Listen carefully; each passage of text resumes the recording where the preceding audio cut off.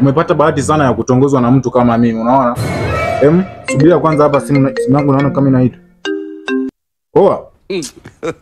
Ndoki mwanangu, nitakucheki baadaye mwanangu. Wewe subiria baadaye mimi nitakucheki mwanangu. Haya poa fresh. Unasikia? Mimi nakukubali. Unaona? Yaani haitakiwa watu chomoke kabisa, yani kwa sababu. Huyu nani tena? Poa. Ndalo tulia mwanangu, Ndalo. Mimi mwanangu, mbona namaliza tu chapu? Mama. Haya poa fresh. Nicheki WhatsApp mwanangu. Tunajua mimi sizimagi data. Haya poa fresh. Unasikia? Mimi nakupenda yani. Hapa nilipo kwako mimi shaisha, afu mimi na hela. Poa. Mbona acheki? Mr. Kimemwona tulia mwanangu, nitakutumia hela yako baadaye mwanangu. Master bila mimi naona kama watu bozi. Ngoja niwazimie simu.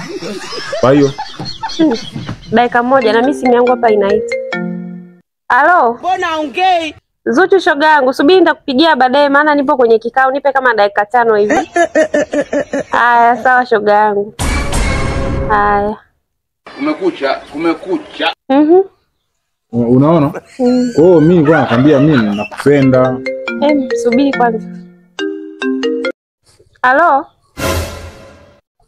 Madam Nandi. Subiri madam, kama dakika 15 hivi nitakupigia, nipo kwenye kikao. Niache na changanyikiwa. Haya sawa. Akili zangu ziko. Unasikia? Mimi kuna vitu hapa nilikuwa najifikiria, unaona si ni kwa. Dakika moja. Halo? Ukorofi. Mondi. Nakumbuka bosi, subiri tutazungumza baadaye. Yesu. Haina shida.